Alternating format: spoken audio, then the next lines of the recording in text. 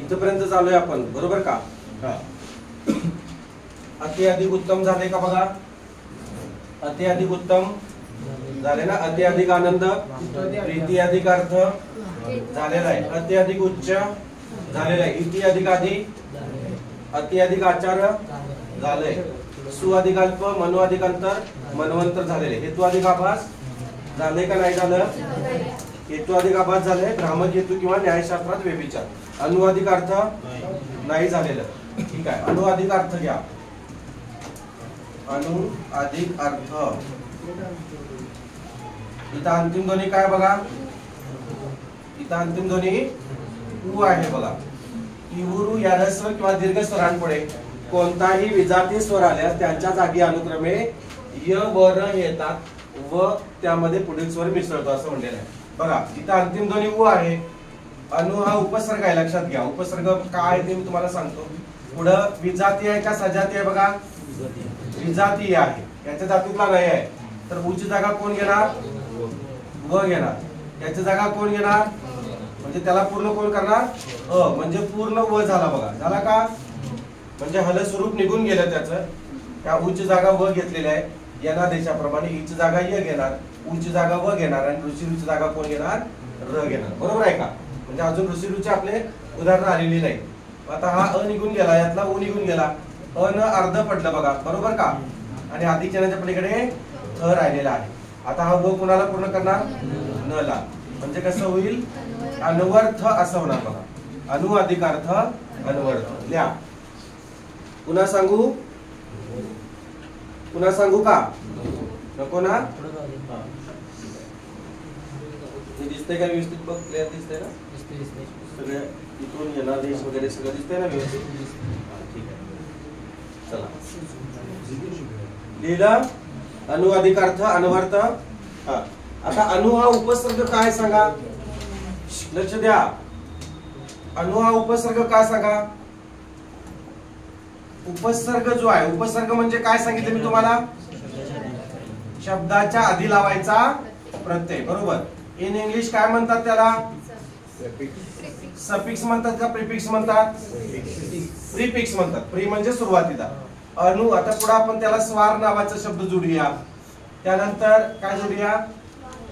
अनुवाद म्हणूया आपण. अजून अनुस्वार लिहिले की अजून डबल लिहू. अनुभव, बरोबर आहे. अनुभव घ्या. अजून अनुजा घ्या. अनुमान, बरोबर आहे. अजून बरोबर आहे की? छान छान सांगितलं. अनुमान, बरोबर आहे. अनुमान आपण काढतो बघा. किंवा अनुक्रमणिका, बरोबर का? अनुक्रमणिका असं आहे. अजून एक काय म्हटलं बघूया. तेवढं बरोबर सांगितलंच रे, बाकीचं सांगितलं नाही सा. अनुराधा त्याचं लिहितो नाही तर त्याला वाईट वाटायचं. अजून काय? आणि काय सांगितलं? अनुदान, बरोबर आहे. अनुदानित किंवा अनुदान, बरोबर आहे.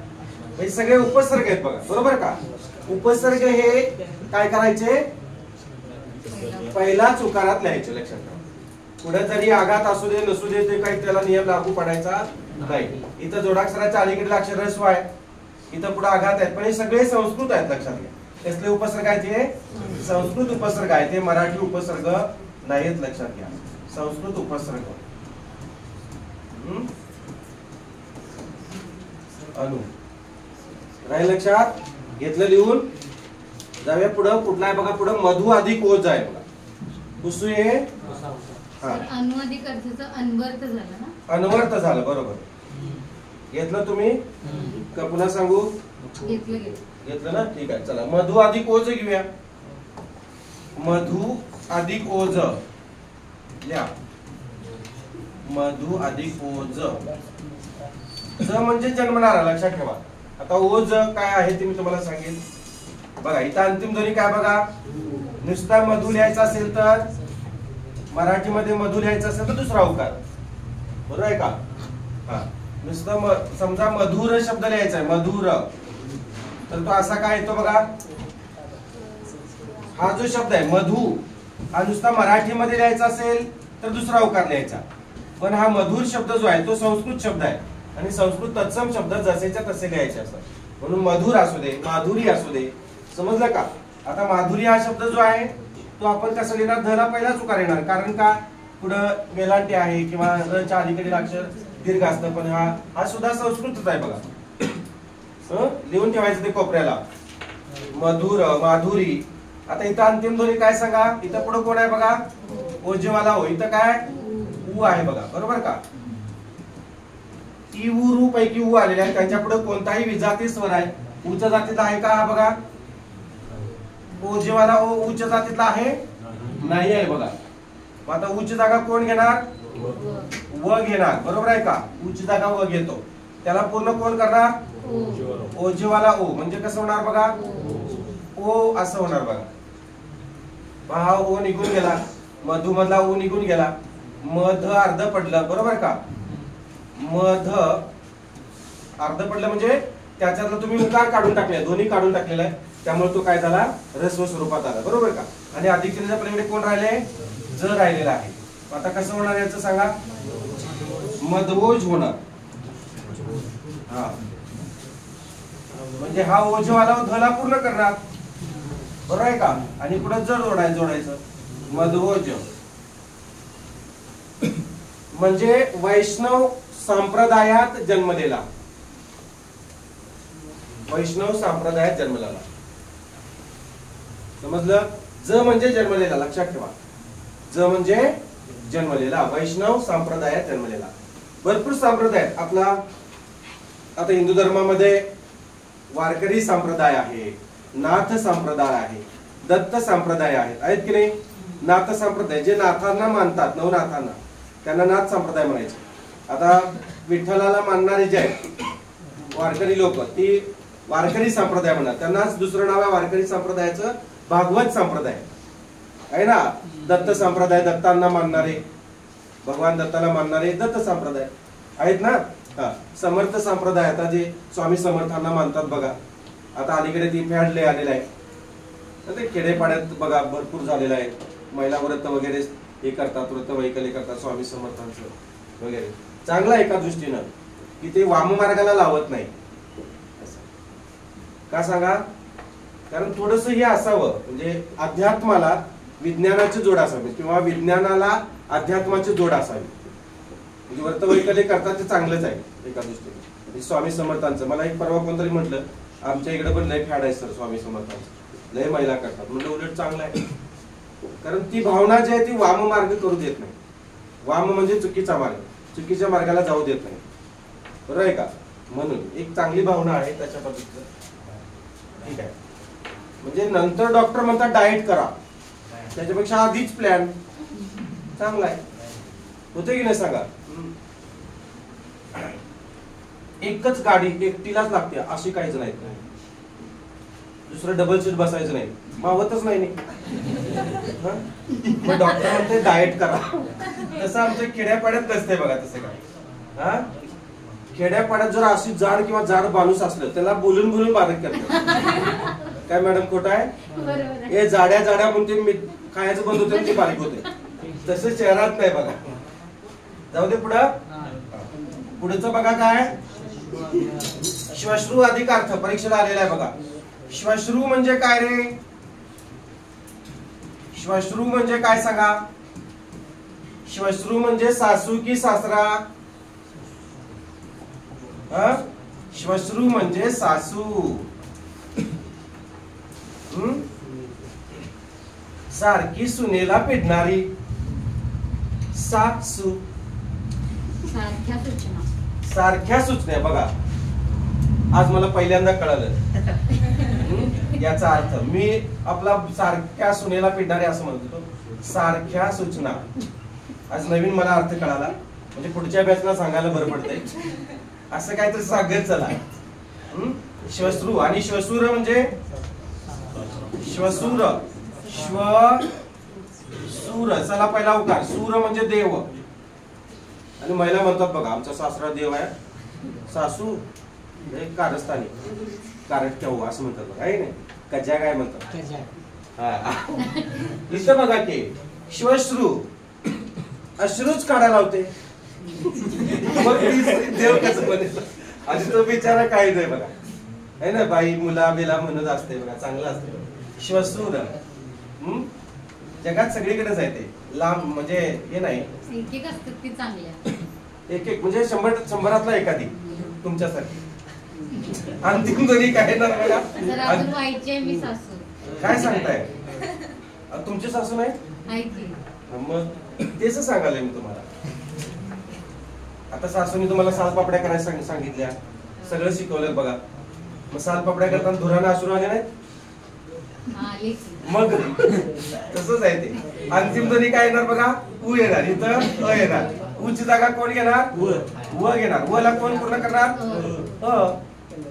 म्हणजे काय झालं बघा, पूर्ण व झालं. झालं, अ निघून गेला, श्वश्रू मधला निघून गेला, श्वश्रू अर्ध पडलं बघा. पडलं का? आणि सॉरी श्र अर्ध पडलं, बरोबर का? हल स्वरूपात आलं. आणि अधिक चिन्हाच्या पलीकडे कोण? थ. आता याला व पूर्ण करणार. कसं करणार सांगा? श्वश. आता हे आहे तसंच लिहायचं. याला हे पूर्ण करणार. कसं पूर्ण करणार? कसं पूर्ण करणार? असं श्वश्रर थ. म्हणायला पण किती येत जाते बघा, ठीक आहे. जीभ सुद्धा घाबरायला शब्द म्हणायला. श्वश्रर थ. सर्दी झाली असेल तर म्हणू नका, बडकायला बाहेर. श्वश्रर थ म्हणा बघू. काय नाही सोसरत. ठीक आहे, लिहिला. पुन्हा सांगू हा शब्द, पुन्हा सोडवून देऊ नको? हिलाच पाहिजे आहे अजून, हिची सासू याने तिकडं. कसा आहे बघा, श्वश्रू असा आहे बघा. श्वश्रू अधिक अर्थ. अंतिम ध्वनी सांगा. इथं अंतिम ध्वनी काय? दीर्घ उ आहे, बरोबर आहे का? अधिक चिन्हाच्या पलीकडे कोण आहे? अ आहे. इवुरू या ह्रस्व किंवा दीर्घ स्वरांपुढे कोणताही विजाती स्वर आल्यात, हा विजाती आहे, त्याची जागा अनुक्रमे कोण घेणार? उची जागा आता कोण घेणार? सॉरी, उची जागा व घेणार. व ला कोण पूर्ण करणार? हा अ व ला पूर्ण करणार, म्हणजे पूर्ण व झाला. झाला का? हल स्वरूपात असतो ना व्यंजन, हे बघा सगळं हल स्वरूपात आहे.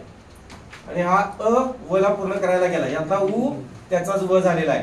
मग श्वश्रू अर्धा पडला बघा. पडला का? श्वश्रू अर्धा पडला, बरोबर. उकार निघून गेला. आणि अधिक चिन्हाच्या पलीकडे कोण राहिले? रथ राहिलेला आहे. आता हा व काय करतो? याला पूर्ण करतो. म्हणजे कसं करणार? इथपर्यंत झालं. आता हा व जो आहे ते त्याला पूर्ण करणार, म्हणजे असं करणार इथं. झालं का? आणि मग थ जे आहे ते लिहायचं, श्वश्रार्थ असं. किंवा मग काय करा, व मोठं काढा, इथं असं करा आणि हे असं करा वाटलं. दोन्ही एकच आहे बघा, बरोबर ना? विश्व जसं लिहितो आपण, विश्व लिहितो का विश्व? तर इथं काय करायचं? फक्त हे करा असं. इथं हा तेच की विश्व आपण लिहितो ना, विश्व असं लिहितो ना, विश्व ज्ञानेश्वर. हे र जे आहे तिथं देऊन टाका. मी असं केलं, तुम्ही असं करा, दोन्ही एकच. ठीक आहे. श्वश्रार्थ लक्षात ठेवा, ही परीक्षेला असलंच येते बघा. जाऊ दे. पुढं काय बघा, यदु अधिक इंद्र सोडवा बघू तुम्ही. यदु अधिक इंद्र, यदु अधिक इंद्र. इथं अंतिम ध्वनी काय सांगा? अंतिम ध्वनी उ आहे. पुढं कोण आहे बघा? ई आहे. उची जागा कोण घेणार? कोण घेणार? व घेणार. व ला कोण पूर्ण करणार? ई पूर्ण करणार. म्हणजे काय झालं बघा? वी झाली. कुठली वी आहे? पहिली वेलांटी आहे. वी. ओडाफोन आणि आयडिया. वी झाली बघा. ई निघून गेली. ई यदू निघून गेला, यदू मधला उ निघून गेला. यद अर्ध पडलं, मान्य आहे का? आणि अधिक चिन्हाच्या पलीकडे अनुस्वाराने द्र राहिलेला आहे. समजलं का? इथपर्यंत समजलंय का? उकार निघून गेला की ते हल स्वरूपात येते. आणि अधिक चिन्हाच्या पलीकडे कोण आहे? ई निघून गेलेला आहे. ईच काय झालेलं आहे? ई त्याला पूर्ण करायला गेलाय, म्हणून अनुस्वाराने द्र राहिला. आता बघा, द ला कोण पूर्ण करणार? वी पूर्ण करणार. आता हे द हा व इथं लावला, पहिली वेलांटी दिली का? म्हणजे व आणि द्र आपण पुढे लिहूया. आणि टिंब कुठं होती बघा? ईच्या डोक्यावर होती. ई कोणामध्ये आहे मग? आता व मध्ये आहे, म्हणजे इथे येणार यद्विंद्र असा आहे ते. समजलं? यद्विंद्र शब्द असा लिहायचा, रवींद्र मात्र दुसरी वेलांटी लिहायची. समजलं का? रवींद्र, कवींद्र, महेंद्र ही दुसरीच वेलांटी लिहायची. का? कारण हा दीर्घत्व स्वर संधीचा रवी अधिक इंद्र आहे ते. ई दोघांचा दीर्घ येऊ ना. आपण याच्या मागे झालेला बघा दीर्घत्व स्वर संधीमध्ये तुम्ही पाहू शकता वहीमध्ये. रवींद्र, कवींद्र, कवी अधिक इंद्र. सांगू का हे? पुन्हा सांगू का? नको ना? सांगा. यद्विंद्रला पहिली वेलांटी लक्षात ठेवा, यद्विंद्र. आणि दोन नियम लागू पडतात याच्यामध्ये. कोणते सांगा? एक तर जोडाक्षराचा आहे, बरोबर आहे का? जोडाक्षराच्या अलीकडील अक्षर काय असते? ऱ्हस्व असते. आणि अनुस्वाराच्या अलीकडील अक्षर काय असतं? ऱ्हस्व असतं. पण हा रवींद्र शब्द त्याला अपवाद आहे. अनुस्वाराच्या अलीकडील अक्षर दीर्घ आहे रवींद्र शब्द. कारण रवींद्र हा शब्द जो आहे तो रवी अधिक इंद्र असा होतो बघा. रवी अधिक इंद्र, बरोबर आहे का? इथं अंतिम ध्वनी काय बघा? ऱ्हस्व ई आहे. इथे ऱ्हस्व ईच आहे. हा जरी डोक्यावर अनुस्वार असला तरी इन घ्यायचं नाही, कारण दोन सजातीय स्वर आहेत. एक स्वर आणि एक असं होत नाही. हा जो आहे तो पुढच्याचा असतो, बरोबर आहे का? दोन सजातीय स्वर एका पुढे एक आले, त्यांचा संधी त्यांच्या जातीतला दीर्घ स्वर आला. कोण कोण निघून गेलं मग? रवी मधला ई निघून गेला, इंद्र मधला ई निघून गेला, र व अर्ध पडलं, बरोबर का? आणि अधिक पलीकडे अनुस्वार आणि द्र राहिला. आता हा ई कोणाला पूर्ण करणार? व ला. कसं पूर्ण करणार? दीर्घ वेलांटी आहे, बरोबर आहे का? आता अनुस्वार कोणाच्या डोक्यावर होता? वच्या कुठे आहे? ईच्या डोक्यावर होता. ई कुठे आहे?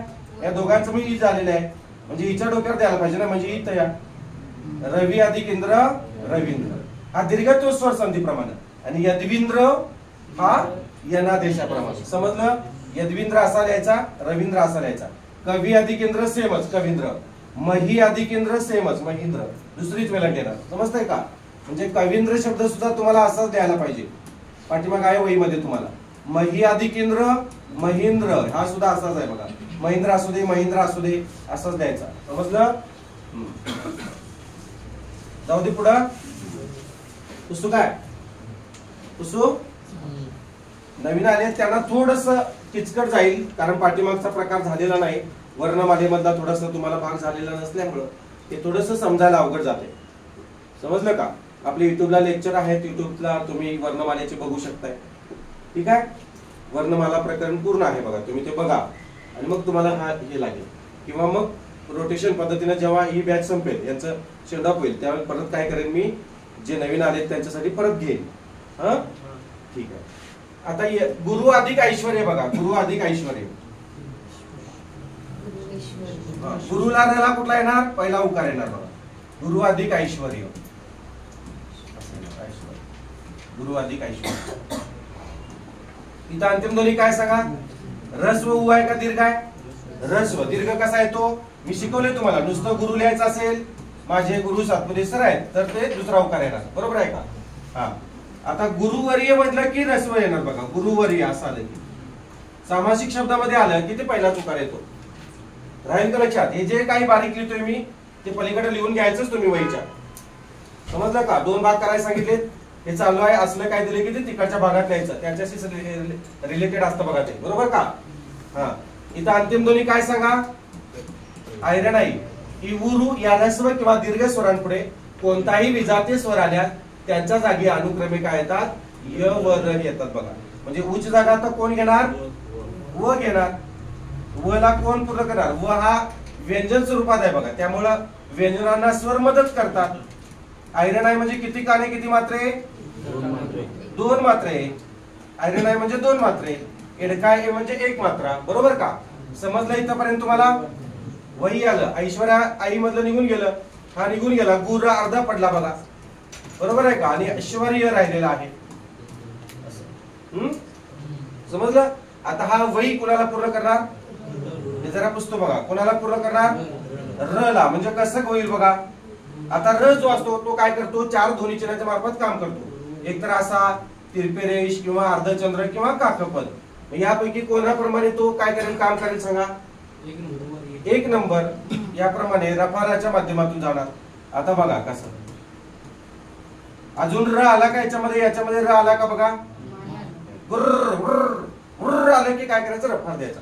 गुर्र वैश्वर्य. म्हणा बघू. गुरुवैश्वर्य. अर्धचंद्र आहे कुठं वापरतात? अर्धाचंद्र हा कुठं वापरतात? नाही हा हा जो हा ना तो कराड पुर्या पर्या असे शब्द जे असतात बघा. कराड असा शब्द वापरलायस की तू. पुर्या शब्द वापरलायस, पर्या शब्द वापरलेला आहे. अशा शब्दांना वापरतात की ते अर्धाचंद्र वापरतात की नाही. कुऱ्हाड असेल, कराड राहू दे, कुऱ्हाड घे. कुऱ्हाड शब्दाला वापरलाय की आपण. वरती दिलं तर कुर्र असं होते, कुर्राड असं होते. आले की ते काय होतंय वरती रफाराच्या माध्यमातून लक्षात. आता बघा पूर्ण पूर्ती उर्र आले की रफार द्यायचा. पूर्वा कीर्ती धूर्त मूर्ख मूर्ती आले का. मग मूर्ती तो असं लिहिणार, असं लिहिणार का. यात उर्र येत नाही. मूर्ती. कर्हाड कर्हाड कर्र असे येते का. मग कुर्हाड असे येते. कुऱ्हाड म्हणजे त्याचा उर्र असा उच्चार येत नाही. कुऱ्हाड. आता हे पूर्ण राज्यसेवेच्या दृष्टिकोनातून ह्या ज्या संकल्पना आहेत त्या थोड्याशा डीप मध्ये आहेत, पण ते तुम्हाला नाही आहे. जर योग आलाच तर ते तुम्हाला मी सांगेन. म्हणजे हा कधी येतो, पुढं कोणता अक्षर आल्यानंतर येतो, किंवा हा कधी वापरायचा, कोणत्या अक्षर आल्यानंतर वापरायचा, किंवा हा ड्रम है ना. राष्ट्र, सौराष्ट्र, धृतराष्ट्र, ड्रम, ट्रक हे आपण वापरतो ना. असं ट्रक लिहितो बघा, लिहितो ना, असं लिहितो. काय ट्रक असं लिहितो आपण, असं लिहितो नाही. असं लिहितो का ट्रक आपण, लिहितो. समजलं का. तुर्की कसं लिहिणार, तुर्र अलग लक्षात. तुर्कस्तान फार द्यायचा, बरोबर आहे ना. पूर्णिमा आलं बघा. पूर्णिमा आलं की पूर्णिमा हा शुद्ध शब्द आहे बाळांनो. तुम्ही म्हणाल सर असं का उच्चारायला लागले, तर पूर्णिमा हा शुद्ध शब्द आहे. आधुनिक सर आधुनिक शब्द कसं लिहायचा. आधुनिक आधुनिक आधु हा उपसर्ग आहे बाळा. पहिला उकार लिहायचा आणि न ला पहिली वेलांटी द्यायची. हे पुढे आहे तुम्हाला मी सांगणार आहे. इक प्रत्यय आहे, संस्कृत इक प्रत्यय आहे. आणि आधु हा काय उपसर्ग आहे. आधुनिक काना येतोय कोणाला आ येते. आ येते, आधुनिक येत नाही. आ येते, आधुनिक असंच येते, आधुनिक नाही. आज येते. ठीक आहे. पूर्णिमा बघा. पूर्णिमा पूर्वा स्फूर्ती समजलं. स्फूर्ती असं. दुसरा रफार येणार पुढं. ठीक आहे. जाऊया पुढं. आता कुठला आहे बघा. गुरु अधिक ओघ. तुम्ही सोडवा बघू. गुरु अधिक ओघ. गुरु र ला पहिला ओकार आहे का बघा. तिथं आहे. इथं ओघ. ओघ म्हणजे प्रवाह, बरोबर का. काल आपण बघितलेलं आहे. कसं सोडवणार. इथं अंतिम ध्वनी उ. इथं कोण आहे बघा. ओझेवाला ओ आहे का. उची जागा कोण घेणार बघा. व घेणार. व ला कोण पूर्ण करणार. ओझेवाला ओ पूर्ण करणार. म्हणजे कसं झालं बघा. पूर्ण ओ झालं. ओझेवाला म्हणजे एक काना एक मात्रा, बरोबर ना. हा ओझेवाला निघून गेला. गुरु मधला अ निघून गेला. गुर अर्ध पडलं का. आणि अधिक चिन्हाच्या पलीकडे कोण आहे. घ आहे. मग सांगा बघू आता कसं होणार. गुरु ओ ग. हे ओ आहे तसं लिहा, घ आहे तसं लिहा. आणि र गुर्र गुर्र असं आलं बघा. गुर्र ओ ग. गुर्र आलं का. रफार द्यायचा. आणि हे कधी असते बघा. सांगा असं. हे वक्र उर्र येत नाही तिथं. वक्र आहे ना. तीव्र बघा. या रचा उच्चार असा उर्र असा येतोय का. तीव्र असं होतं का. तीव्र असं येतंय. तीव्र म्हणजे र असं अगदी सायलेंट पद्धतीने उच्चारलं जातं. तीव्र. आणि ह्याचा उच्चार नंतर होते. पहिला व चा होता. कुणाचा. र चा हो. हा याचा. नंतर व नंतर होते. व नंतर याचा उच्चार. आता काही वेळेला म्हणजे ते नियमच आहेत. ते र किंवा रफाराचा नियम आहे तुम्हाला. त्यामध्ये पण मी समजून सांगेन तुम्हाला. वक्र इथं व्यंजन आधी उच्चारला जातो. तीव्र इथं व्यंजन आधी उच्चारला जातो, बरोबर आहे का. आता कराड म्हणत असताना बघ. कराड हा म्हणजे हे उच्चारत असताना मात्र काय होतं बघा. धुर रचा आधी उच्चार होते झाले. हे उच्चारत असताना काय होतं बघा. वक्र आधी व्यंजन. हे उच्चारत असताना बघा. कराड इथं र ची उच्चारण आधी होती, बरोबर का. इथं र ची उच्चारण होती आधी, इथं र ची उच्चारण होती. आणि हे बघा इथं होत नाही, इथं आधी व्यंजनाचे उच्चार होते. ड्रम जोडाक्षराच्या याच्यामध्ये पण मी सांगितले तुम्हाला आधी घ्यायचे. ड्रम म्हणजे इथं या दोन्ही मध्ये होत नाही, पण याचा आणि याचा उच्चार वेगळा वेगळा होतोय. इथं बघा मूर्ख आणि इथं कर्हाड. कर्हाड असं होते का, असं होते का बघा. कर्हाड पुऱ्या पुऱ्या, समजतंय का. म्हणजे इथं जरी आधी र चा उच्चार होत असला तरी हे जेव्हा कधी येते उर्र असा उच्चार यायलाच पाहिजे. दुर्योधन इथं काय करणार, हे असलं देणार येईल का, नाही ना. आयुर्वेद उर्र आलं की रफारच घ्यायचं लक्षात, समजतंय का. कीर्तन किर कान किर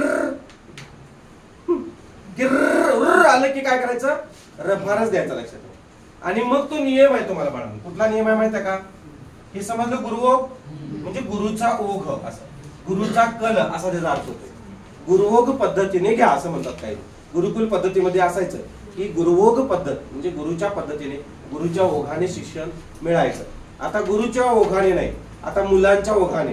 मुलं जसं म्हणतील तसं असते. मुलं नाही म्हणली बास करा म्हणले की शिक्षक बास करते. पहिलं तसं नाही. 9:30 म्हणले की मुलं 10:15 येतात. म्हणजे मुलांच्या पद्धतीने. आता गुरुओग राहिलेलाच नाही. गुरुओग इथं असतोय आधी बघा. म्हणजे र किंवा रफाराच्या अलीकडील अक्षर ऱ्हस्व असतोय, सॉरी दीर्घ असतो. हा नियम आहे. र किंवा रफाराच्या अलीकडील अक्षर दीर्घ असतो. र कोणता रे, मी याच्या आधी सुद्धा तुम्हाला सांगितलंय. र आणि रफार याच्या आधीचा अक्षर हे बहुधा काय असतंय, मग ती वेलांटी असू दे किंवा उकार असू दे, ते दीर्घच असतो. वेलांटी असू दे किंवा उकार असू दे, तो दीर्घच असतो. आता बघा समीर नावाचा शब्द बघा. समीर याच्या आधी सांगितलं तरी सुद्धा मी तुम्हाला उजळणी म्हणून सांगतो. समीर सांगा. अमीर, सुधीर, कबीर बरोबर आहे. कबीरांचे दोहे. कबीर बरोबर आहे. अजून सांगा की वीर, नुसतं वीर. सूर हा अर्थभेद करणार आहे बाळा. सूर पहिला उकार आणि त्याचा दुसरा उकार, ते मी सांगितले की तुला. ते अर्थभेद करणारे शब्द त्यांच्या अर्थानुसारच घ्यायचं. मग हा पहिला उकार अर्थ काय होतो, सूर म्हणजे देव, आणि दुसरा उकार सूर म्हणजे आवाज. मग परत इथं आणि पहिला उकार सूर, इथं अ जोडले की परत अर्थ बदलला. मग इथं दानव किंवा दैत्य होता आणि हे सूर म्हणजे देव. परत इथं स ला दुसरा उकार घेतला आणि परत स ला दुसरा उकार केला की परत आणि अर्थ बदलतो बघा. बरोबर आहे का. हा सूर म्हणजे काय, सॉरी इथं पहिलेच उकार ठेवूया आपण दोन्हीला, आणि इथं दोन्हीला दुसरेच उकार ठेवूया. मग हा सूर म्हणजे काय म्हटलं आपण, ध्वनी म्हटलं बघा. आणि हा सूर असुर म्हणजे काय, रक्त म्हणलेला आहे बघा आपण. बरोबर आहे ना. इथं दोघांनाही पहिले उकार दिले, इथं फक्त अ जोडला. इथं दोघांनाही दुसरे उकार दिले, अ जोडला.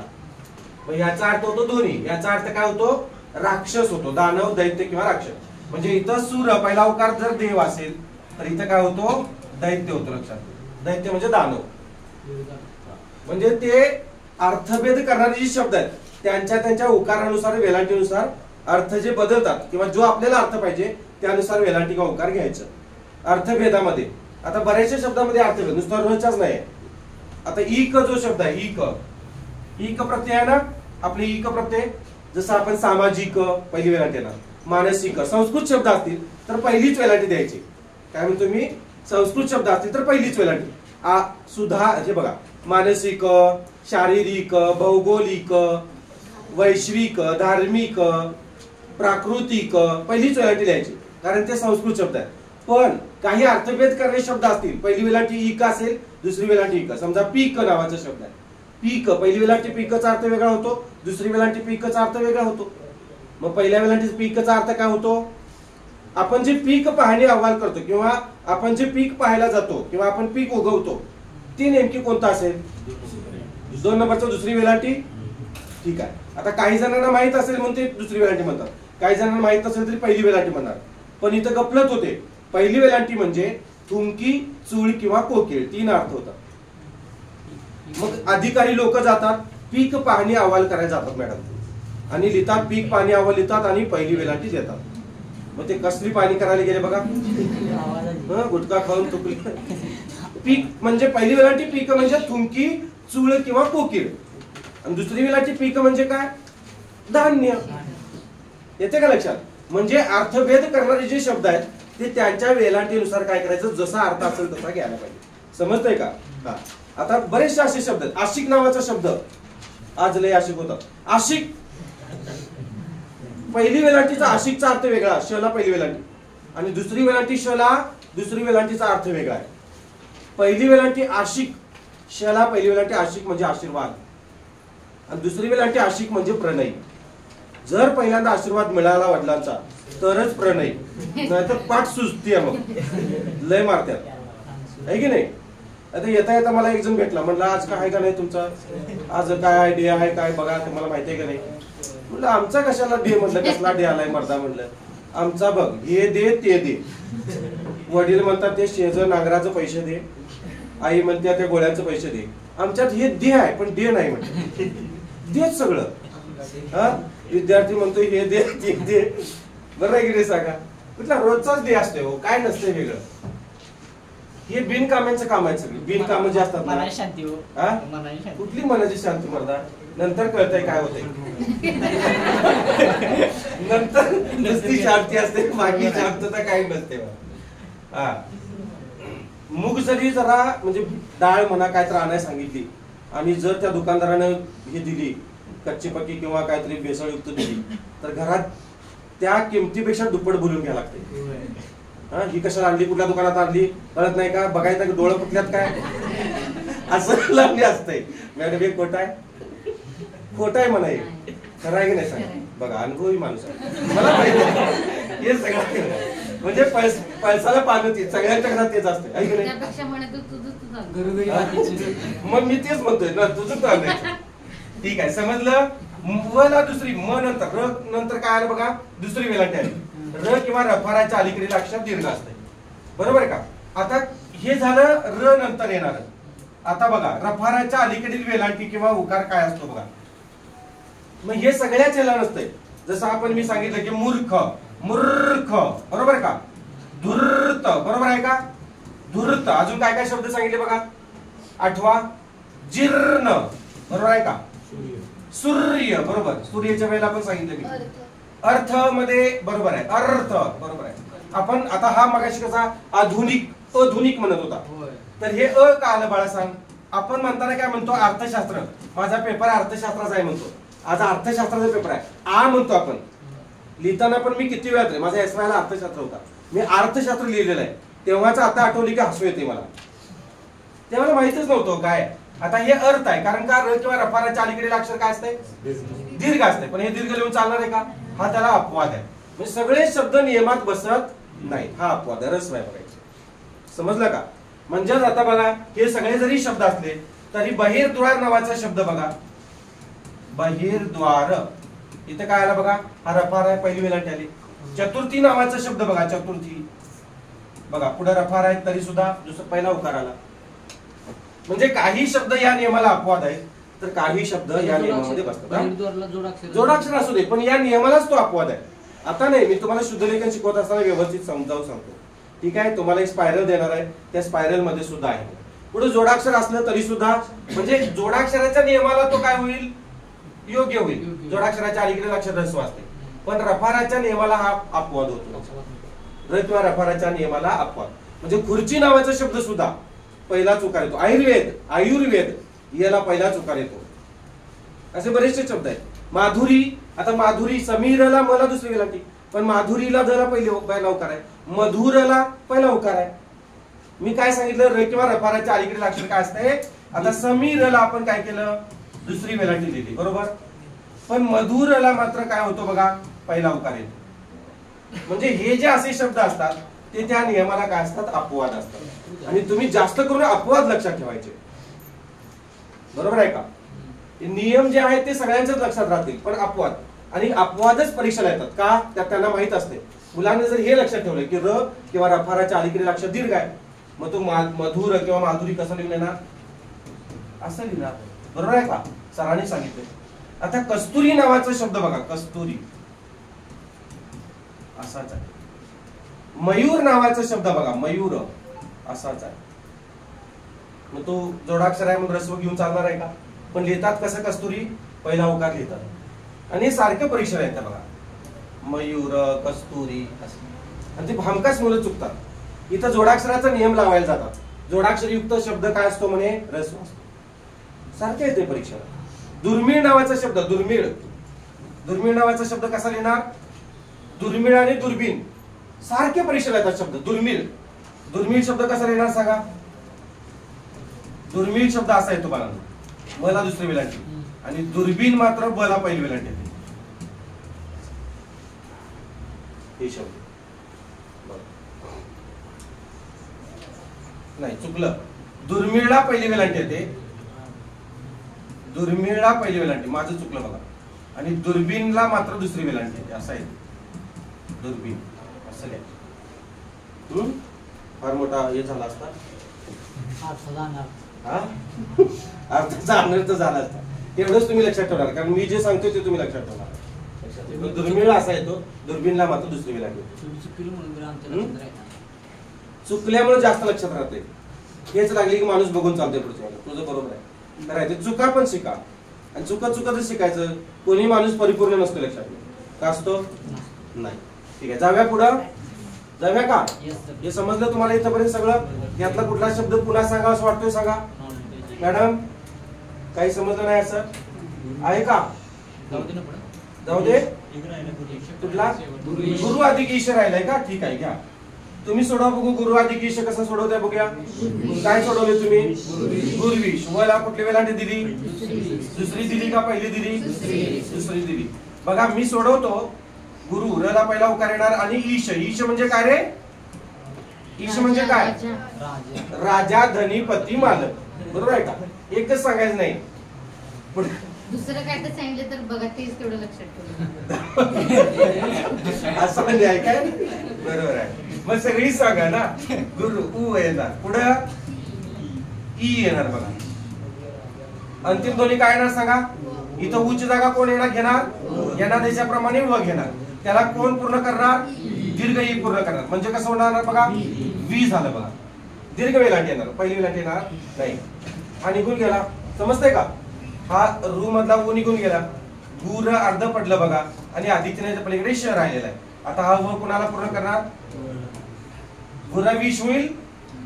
गुर्र गुर्र गुर्र आलं की गुर्रविश असेल. बरोबर आहे? गुरविश असंच केलं. ही वी आहे दुसरीच वेलांटी रे. र किंवा रपाराच्या अलीकडे अक्षर दीर्घ म्हणजे नियमाला लागू पडते. अपवाद नाही. गुरुविश म्हणजे गुरूंचा राजा थोडक्यात असं. ब्रह्मा विष्णू महेश असं काय तर म्हणतात. गुरुदेवा वीरला दुसरीच वेलांटी येतात. वीर असू दे, वीरांगणा असू दे, हा शब्द असाच लिहायचा बाळांनो. विराटला मात्र पहिली वेलांटी येतात. विराट अपवाद पहिली वेलांटी मी सांगितली की तुम्हाला. जे नियमात बसतंय ते नियमानुसार लिहायचं, जे अपवाद आहे ते अपवाद द्यायचं. तर विराटला वला दुसरी वेलांटी लिहायलाच असं, तसं नाही चालत. आता तुम्ही म्हणाल सर हे असं का? हे का नियमात बसत आहे? अपवाद का? तर अपवाद म्हणजे हा तत्सम शब्द आहे. तत्सम म्हणजे काय? संस्कृत मधून जसेच्या तसे आले मराठी, म्हणून त्याला तत्सम म्हणायचं. समजलं? हा. कुणाचं काय तर कुणाचं काय. आमच्या इकडे चाललंय तर ह्यांच्या इकडे चाललंय. जाऊन दे. काही शंका आहेत का मॅडम? काही शंका? चला जाऊया पुढं. दिव्य अधिक ऐश्वर्य. चला सोडवा. दिव्य अधिक ऐश्वर्य कसं होणार सांगा? दिव्य अधिक ऐश्वर्य हे झालं नाही ना? अंतिम दोन्ही काय बघा? ई आहे. रस्वी आहे का दीर्घ आहे? दीर्घ. पुढं कोण आहे बघा? आयरन आहे. ए नाही, आयरन आहे. ईची जागा कोण घेणार? उरू या रस्व किंवा दीर्घ स्वरांपुढे कोणताही विजातीय स्वर आल्यास त्यांच्या जागी अनुक्रमे ईची जागा य घेतो, ऊची जागा व घेतो, आणि ऋषी रुची जागा र घेतो. बरोबर आहे का? आता ईची जागा कोण घेणार? य घेणार. याला कोण पूर्ण करणार? आयरन आई करणार. म्हणजे कसं होणार बघा? यई असं होणार. आयरन आहे म्हणजे 2 मात्रे. ऐश्वर्या निघून गेलं, देवी मधला निघून गेला, देव अर्धा पडला म्हणजे हाल स्वरूपात आला यातली वेलांटी काढल्यानंतर, आणि अधिक चिन्हाच्या पलीकडे ऐश्वर्य राहिलेला आहे. आता यही कोणाला पूर्ण करणार बघा, गोला पूर्ण करणार, पोटात घेणार. देवाई, अगं बाई कसं उच्चारायचं हे, असं देवैश्वर्य असं उच्चारा, बघू उच्चार करा. देवै, य पण यायला पाहिजे आणि याही पण यायला पाहिजे. देवैश्वर्य असं समजलं. जाऊ दे पुढं. सो नदी अधिकार पण तुम्ही सोडवा, बघूया काय करताय. ही पुसू आता.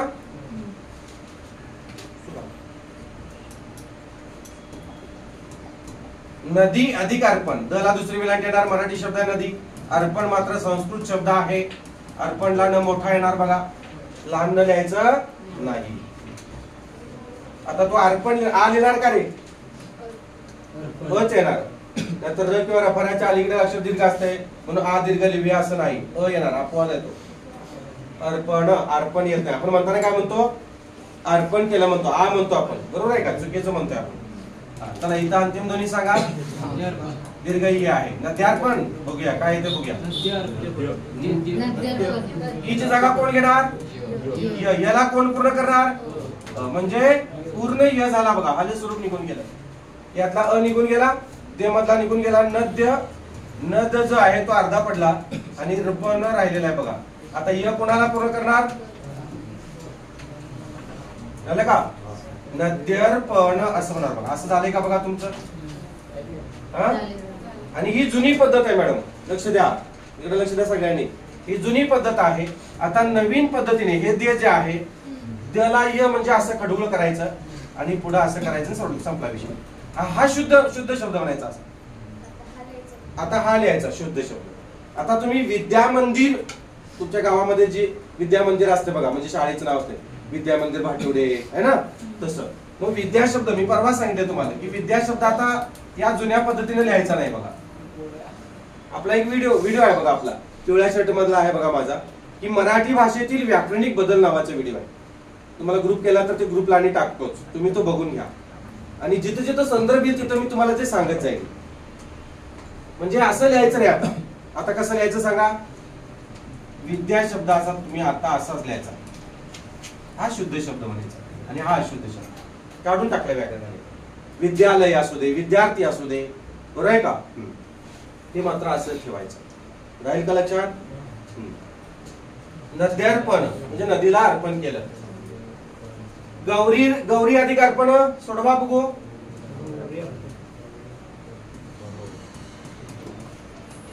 गौरी अधिक अर्पण काय झालं, गौरी अधिक अर्पण बघा इथं अंतिम. गौरी कोणाला म्हणायचं, गौरी कोणाचं समानार्थी नाव आहे, परवा सांगितले की पार्वतीचं, माता पार्वती, पार्वतीला गौरी म्हणतात.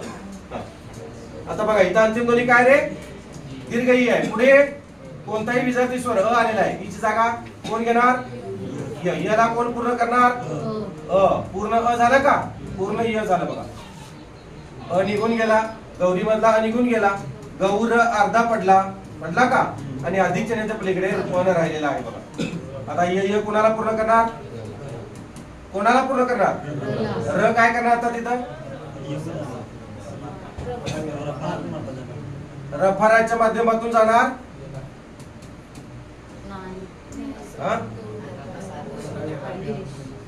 इथं खाली लिहितो बघा, आडवी रेष येणार, गौर्य पण, गौर्य इथं य नंतर असं येते, गौर्य पण असं होत नाही, समजलं का. गौर्य, गौर्यर्पण, गौर्यर्पण असं, हे शुद्ध शब्द आहे बघा. आज आले ती म्हणणार कुठं आलो, आज कशाला आलो, असं वाटत असेल ना. काय फसलो की काय, नेमकी पोलीस भरतीच आहे ना तास, असं वाटतं. नेमकी सरळ सेवाच आहे ना, काही राज्यसेवा आहे, राज्यसेवेला पण हेच आहे, गट बला पण हेच आहे, सगळंच आहे. आणि राज्यसेवेच्या धर्तीवर घेतोय तर असं हाय लेवलने शिकवायला लागलोय मी, कारण संधीतला आपल्याला एक मार्क घालवायचा नाही बाळा. तुमचा 25 पैकी 25 तुम्हाला पडायलाच पाहिजे, बरोबर आहे का? घरात बसून पडणार नाहीत. तुम्ही पुस्तक 50 वेळा वाचा एखादं पुस्तक, तरी सुद्धा तुम्हाला 25 पैकी 25 पडत नाही. तुम्हाला हे शिकायलाच पाहिजे व्यवस्थित. आणि जास्त काळ नसतो. घरात तुम्ही 6 महिने वर्षभर करणार, बरोबर? इतर रोज 1-1.5 तास या ना, 2 महिन्यात व्यवस्थित पक्क होते मराठी. आणि न अभ्यास करता माझ्या मुलांनी, विद्यार्थ्यांनी आउट ऑफ मार्क्स पाडलेले आहेत, न अभ्यास करता घरी. फक्त इथं फळा मी सांगितलेलं असं प्रश्न बघितला की पुराण आठवते, उत्तर नाही आठवत, सातपुते सर आठवतात. असं चेहराच दिसतोय त्या प्रश्नपत्रिकेत. पहिल्याचं दुसरं उत्तर लगेच येते, ते येतेच ते. आता जंगलला समानार्थी शब्द आला, अजिबात चुकणार नाही आपला, कुठलाच कधीच चुकणार नाही. याच्याशी निगडीत समानार्थी शब्द आले, चुकणार नाही. आले कसे असू दे, तत्सम असू दे, तद्भव असू दे. बाहेरच्या अकॅडमीची पोरं मला फोन करतात, सर ते मला तत्सम समजना, ते तद्भव काय समजना, पूर्णाभ्यस्त अंशाभ्यस्त काय समजना. मी 1 मिनिटात त्यांना समजून सांगतोय, फक्त 1 मिनिटात. माझ्याकडे ड्युरेशन आहे वाटल्यास बघा, 1 ते 1.5 मिनिटात त्यांना समजून सांगतोय. अतिशय सोपं आहे, फक्त नावच अवघड आहे. अंशाभ्यस्त काय आहे काय की बाबा त्याच्यात, असं वाटतं मला, लांबून वाटतं की नाही. पूर्णाभ्यस्त, मुळात अभ्यस्त म्हणजे काय, दुप्पट. अभ्यस्त म्हणजे काय, दुप्पट. हळूहळू एका शब्दाची दुप्पट करायची म्हणजे अभ्यस्त शब्द. मग त्याच्यामध्ये 3 टप्पे केलेत, पूर्णाभ्यस्त, अंशाभ्यस्त आणि अनुकरण वाचक. पूर्णाभ्यस्त म्हणजे एक पूर्ण शब्द जसाच्या तसा घ्यायचा. अंशाभ्यस्त म्हणजे काय करायचं, एक पूर्ण शब्द जसाच्या तसा न घेता दुसरा शब्द घ्यायचा. मग तुझं नाव काय, भागोजी बिगोजी, पोरगी बिरगी. पूर्णाभ्यस्त म्हणजे सर आता घर हे शब्द आहे ना, म्हणजे पूर्णाभ्यस्त कसं होणार? पूर्णाभ्यस्त घर. जर त्याच्यामध्ये आवाज असेल तर ते पूर्णाभ्यस्त मध्ये घ्यायचं नाही. आता तू म्हणशील काव काव, चिव चिव, हे शब्द पूर्णाभ्यस्त आहेत, ते अनुकरण वाचक मध्ये जाते. अनुकरण म्हणजे काय, ध्वनिदर्शक शब्द. ज्या शब्दामध्ये ध्वनी आहे, दुडू दुडू, लुटू लुटू, छुम छुम, हे पूर्णाभ्यस्त येणार नाही. पूर्णाभ्यस्त कसं, पैसाच पैसा, त्याच्यात आवाज आहे. पैसा बिसा म्हटलं की अंशाभ्यस्त. एवढं सोपं आहे बघा. किती वेळ लागला, त्या पोरग्याला दगड बेड मारची ना, पोरगी बिरगीच्या नादाला लागची ना, सांगून तो तासाला चालीस कोल्हापूरला बाग. तासालाच बसायचं, बाकी काय करायचं नाही. आणि त्या खालच्या गलीच्या पोरग्या बिरग्याच्या नादाला लागू नको, ती छान नाही पोरग. का जरा आंघोळी बिंगोळी करून जा, जरा त्याल बिल लाव डोक्याला, ऑर्डर बिर्डर लाव, काहीतरी बघ, रुमाल बिमाल खिशात घे, म्हणजे गाडी बिडी पाडशील बघ. हे सगळं कशात येते, अंशाभ्यस्त. एवढं सोपं आहे बघा. आणि गाडी गाडी खेळू नको, पूर्णाभ्यस्त. आणि गुरु कशात येणार, अनुकरण वाचक मध्ये. आवाज आला, रिप रिप पावसाची, अनुकरण वाचक, बरोबर आहे का. फिदी फिदी, अनुकरण वाचक, हसण्याचा आवाज आहे. टिप टिप, टक टक. एवढं सोपं आहे मॅडम. किती, एवढं सोपं. आणि उगाच त्याचा बाऊ करून घ्यायचा. आता ते आणखी एक विचारलं जाते सारखं होतं, संनिहित भूतकाळ सांगा, निसंशय भविष्यकाळ सांगा. याला सकाळ दुपार संध्याकाळ एवढंच माहित आहे. वर्तमान काळ, भूतकाळ, भविष्यकाळ माहिती आहे, पण संनिहित भविष्यकाळ काय माहित नाही. फक्त नावच अवघड आहेत बाळांनो, लक्षात ठेवा, नावच अवघड आहेत, काहीच नाही. आता तुम्हाला 10 दिवसांत जरी विचारलं मी पूर्णाभ्यस्त म्हणजे काय, तरी तुम्ही व्यवस्थित सांगणार.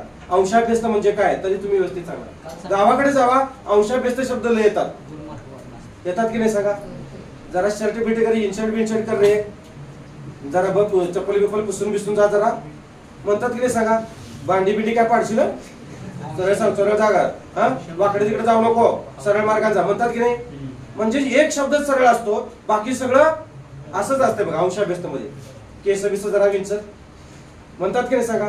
भांग बिंग पाड, नुसतं भांग पाड म्हणतात का, भांग बिंग पाड, केस बिस कर, जरा आंघोळ बिंगोळ कर, सकाळी नाकादी घाण बिन काढ, म्हणतात की नाही सांगा.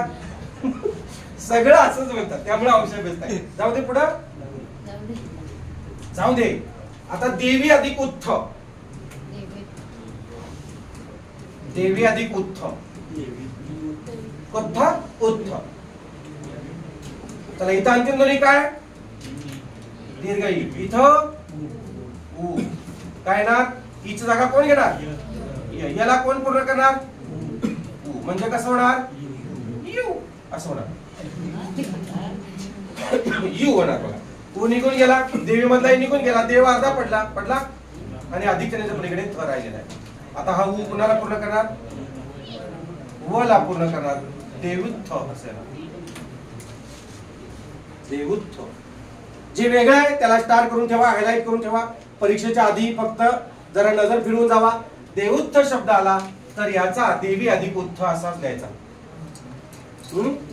तुम्हाला एकतर संधियुक्त शब्द विचारतील आणि विग्रह ओळखा विचारतील, किंवा विग्रह दिलेला असेल तर संधियुक्त शब्द विचारतील. एवढंच आहे. किंवा जोड्या लावायला येईल. यनादेश स्वर संधी, दीर्घादेश स्वर संधी, वृद्धादेश स्वर संधी, सजातीय स्वर संधी आहे ना. आणि इकडे मग ते सजातीय का विजातीय बघायचं, यनादेश मधला आहे का बघायचं आणि जोड्या लावायचं. 3 ते 4 जास्तीत 4 पद्धतीने तुम्हाला या संधीवर प्रश्न विचारतात, बाकी नाही. आणि आजपर्यंत असं कुठल्याच माझ्या विद्यार्थ्याचा संधीवरला प्रश्न चुकलेला नाही.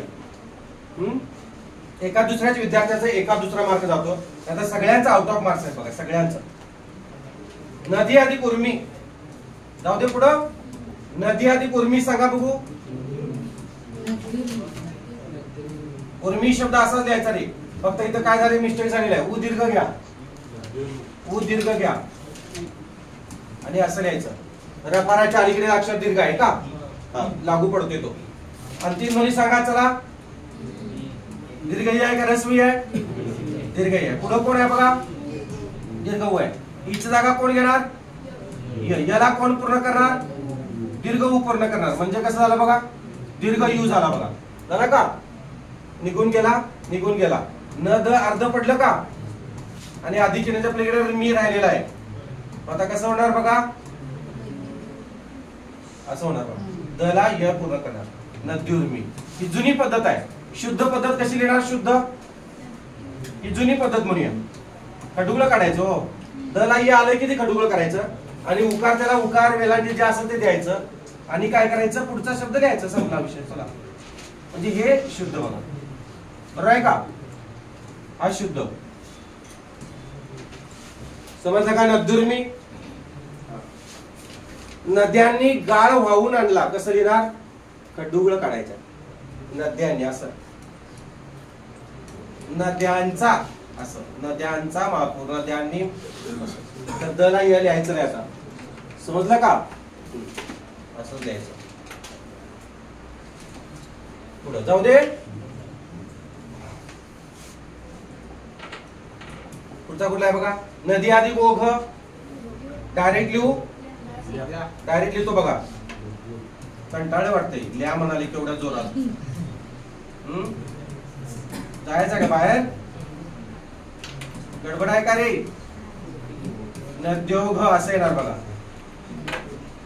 सोडवून पाहिजे का? नदी अधिक ओघ, नद्योघ. जुन्या पद्धतीने द ला य. समजलं? के मती अधिक ओघ. कसं रे? मत्योघ. ते पण तसंच लिहू डायरेक्ट. मत्योघ. सॉरी,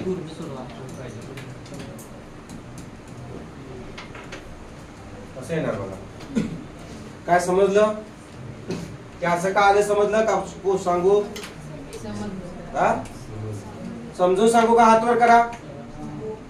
एकटीलाच तुला पाहिजे? ठीक आहे बघ, एकटीलाच लक्ष दे. बाकीच्याने पुढचा सोडवा वाटलं. इथं अंतिम ध्वनी काय? रस्वी आहे. बरोबर का? इथं कोण आहे? ओझवाला ओ आहे. ईची जागा कोण घेणार? ईची जागा य, उची जागा व, ऋषी रुची जागा र घेतो. ईची जागा य ने घेतली, ओझवाला ओ त्याला पूर्ण करणार. म्हणजे कसं करणार? यो. झालं का? हा ओझवाला निघून गेला का य ला पूर्ण करायला?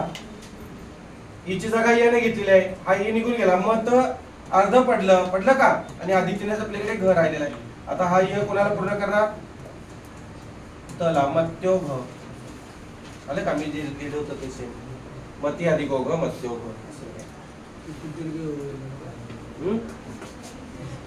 कुसू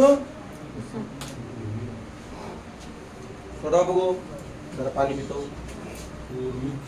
पुढचं सोडवा.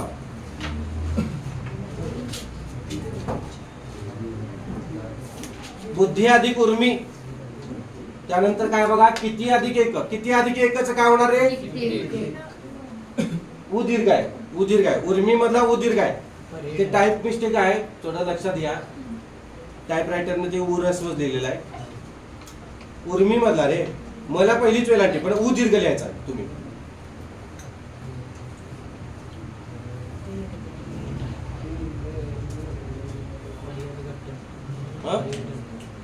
काय झालं? पर्यादिक आठवण पर्यटन, बरोबर आहे का? सोडव, व्यवस्थित सोडव. जमत नसले सांग. आता तुम्ही जे सोडवले ते बघा आणि मी पण सोडवतो. म्हणजे तुमचं बरोबर असेल तर बरोबर करा, काही चुकलं असेल तर त्यात दुरुस्ती करा. मी हे करतो बघा, जे लाईव्ह आहेत त्यांना पाहिजे. आता बुद्धी अधिक उर्मी सोडवतोय बघा मी. इथपर्यंत झाले ना? बुद्धी अधिक उर्मी. उर्मी उ दीर्घ. उर्मी. उर्मीच्या पुढे ला जोडलं की काय होतंय? उर्मिला होते. मला सांगा, उर्मिला म्हणजे कोण हो? जॉकी श्रॉफची अभिनेत्री. उर्मिला म्हणजे कोण? कुणाची? कुणाची बायको? विष्णूची बायको. उर्मिला म्हणजे पार्वती, शंकराची बायको. उर्मिला, कारण उमाचं उर्मिला आहे ते. उमा म्हणजे कोण? पार्वती ना. रमा म्हणजे लक्ष्मी, मग उर्मिला म्हणजे पार्वती, लक्षात ठेवा.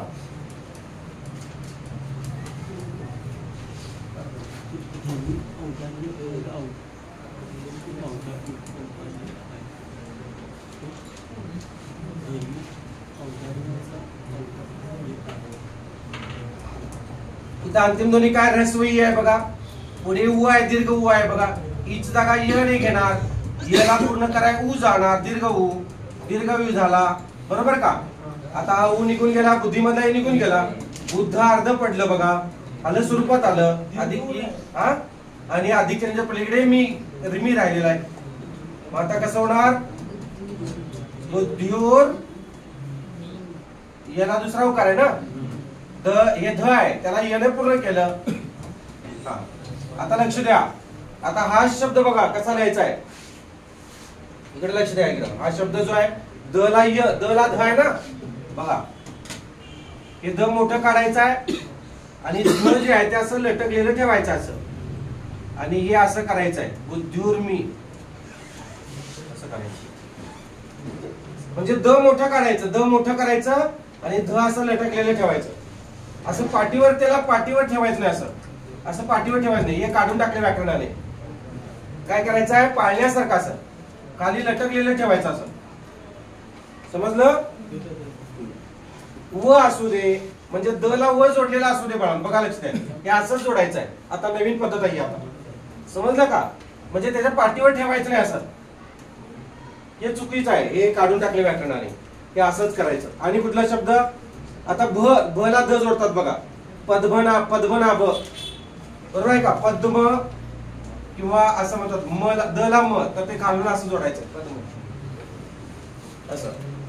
उद्धव, हे द करायचं आणि असंच करायचं, खाली लटकलेलं ठेवायचं. हे असं सुद्धा रेषेला, शिरोरेषेला सुद्धा करायचं नाही. हे चूक, हे चूक. हे बरोबर आहे. उद्धव लटकलेलं ठेवायचं, समजलं का? शुद्ध शब्दाचा गट ओळखा वगैरे तुम्हाला येते परीक्षेला. पुसूया आता. पुढे कुठला आहे बघा? किती अधिक एक काय लिहिले तुम्ही? कित्येक. किती अधिक एक, ह्याला स्टार करून ठेवा. इथे अंतिम ध्वनी काय रे? दीर्घई आहे. पुढे कोण आहे बघा? एडकाई आहे. हीची जागा कोण घेणार? याला कोण पूर्ण करणार? एडकाई आहे, म्हणजे एडकाई झालं बघा, बरोबर? आई निघून गेला, निघून गेला. की तर अर्ध पडलं आणि अधिक चिन्हाच्या पलीकडे क राहिलेला आहे. आता हा पूर्ण करणार, त्याला कसं करणार? कित्येक असं होणार. किती अधिक एक, कित्येक. असं झालंय का बघा तुमचं? सगळ्यांचं झालंय? ठीक आहे. परी अधिक आठवलं? परी हा उपसर्ग आहे बाळांनो. परी हा उपसर्ग आहे म्हणून पहिली वेलांटी. तुम्हाला मी याच्या आधी सांगितलं होतं बघा, परीला पहिली वेलांटीचा अर्थ वेगळा होतो, परीला दुसरी वेलांटीचा अर्थ वेगळा होतो. आता मला सांगा, पहिली वेलांटी परी म्हणजे काय रे? र ला पहिली वेलांटी परी म्हणजे काय? आठवते का तुम्हाला? जुन्या लोकांना आठवतंय? एक दोन असतील बघा, त्यांना मी सांगितलं असेल. चा करिता परी, परवाच आले मला वाटतं, सांगितलंय मी. हा, परी म्हणजे किंतु परंतु होते किंवा च्या करिता असं होते. आणि दुसरी वेळांची परी म्हणजे बापाची परी म्हणजे बाहुली, स्वप्नातील बाहुली. इथं बाहुली म्हणूया आपण. आणि इथं या च्या करिता किंवा किंतु परंतु. तुझं आहे तुझं पाशी परी जागा चुकलासी, मग तुझं तुझ्या जवळच आहे परंतु जागा चुकला, म्हणजे इथं परंतु सुद्धा तुम्ही लिहू शकता. एक लिहा वाटल्यास, राहू दे सगळे लिहायचं. हा, आता परी हा उपसर्ग आहे, मान्य आहे.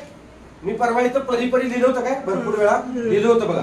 परिवहन, परिवर्तन, परिक्रमा, परिभ्रमण, म्हणजे उपसर्ग असल्यामुळं काय केलं होतं आपण, र ला पहिलीच वेलांटी लिहिली, बरोबर आहे का. आणि उपसर्ग हे काय करायचे असतात, पहिल्या वेलांटीत द्यायचे असतात, माहित आहे का. अभि असू दे, अनु असू दे, पहिला उकार किंवा पहिली वेलांटी द्यायचे. मग इथं आपण पुढे शब्द जोडतो, वार, परिवार, परिभ्रमण, परिक्रमा, परिवलन, असं. म्हणजे परी हा काय ना, ही मराठीतले आहे आणि संस्कृत मधले आहे. आणि हे सगळे चाललेत कुठले, संस्कृत चाललेले आहेत, म्हणून पहिलीच वेलांटी येणार. परी अधिक अटन, चला सोडूया आपण. परी अधिक अटन काय होईल, परी अधिक अटन. अटन म्हणजे हिंडणे, लक्षात ठेवा. अटन म्हणजे काय, अटन म्हणजे हिंडणे, अटल नाही. अटल म्हणजे न टळणे. इथं अंतिम दोन्ही काय, रसवई. इथं काय बघा, ईची जागा कोण घेणार, य घेणार. याला कोण पूर्ण करणार, म्हणजे काय होणार बघा, य होणार, बरोबर. अ निघून गेला, परिमदा निघून गेला, पर अर्ध पडलं आणि अधिक चिन्हाच्या पलीकडे टन राहिलेला आहे बघा. आता य कोणाला पूर्ण करणार, र ला. कसं करणार, आता सांगा, रफाराच्या माध्यमातून जाईल का, तिरपेरेश, पर्यटन, आले का, पर्यटन असेल का, पर्यटन, पर्यटन असेल, पर्यटन होते का, रचा सायलेंट उच्चार होते का, असं होते, पर्यटन, पर्यटन असं होतं. पर्यटन म्हणजे काय, हिंडणे, संचार करणे असं ते जातं. अधि अधिक अयन, हे काय सोडवले तुम्ही, अधि हा उपसर्ग आहे. अधि हा उपसर्ग आहे. मला सांगा, अधि हा उपसर्ग युक्त शब्द किती आहेत, असे आहेत का, सांगा बघू. अधिकार बरोबर आहे. अजून एक 2-4 वेळेला लिहितो बघा. अधि आ येत नाही बघा, हे लक्ष दे, आ येत नाही. आधुनिक तो वेगळा, इथं आधू आहे, लक्ष दे. मगाशी त्याचा हे होता, प्रश्न होता की इथं अ काय येत नाही. म्हणजे मी जो आधुनिक शब्द लिहिला मॅडम, बरोबर का मगाशी, तर याचं म्हणणं काय होतं, तो आधुनिक लिहायला पाहिजे होता सरांनी. कसा, आधुनिक असा. पण हा आधुनिक शब्द असा होत नाही, कारण अधू हा उपसर्गच नाही आहे.